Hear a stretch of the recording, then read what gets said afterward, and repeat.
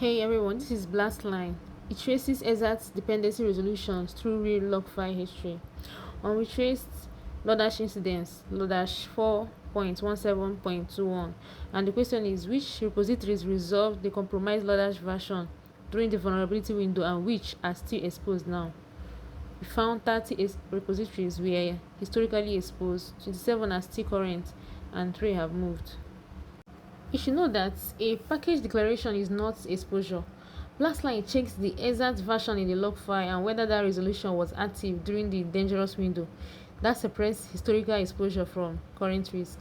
Every change you see here comes from a real log file commit in a real repo.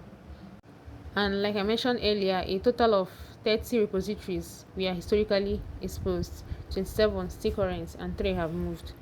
Okay, now let me show you what Hydra does in this. What Hydra does is it retrieves candidate paths. Then Blastline checks the relationship type, the resolution interval, and when the evidence became known before accepting them. Let's see the align verification check. Our align check covers 50 temporal cases and 338 positive decisions. It reports precision and recall of 1.000. This measures agreement with a graph-free repass of the same snapshot, but this does not prove parser correctness by itself. So that's why I added an independent layout. Let's look at the independent layout. So I labeled 20 raw log file cases by hand without using the graph resolution edges.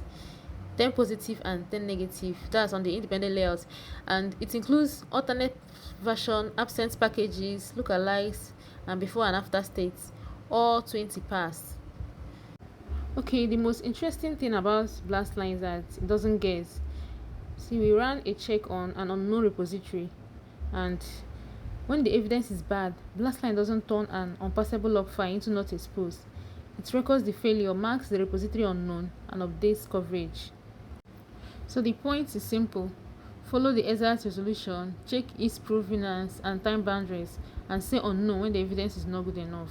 Thank you.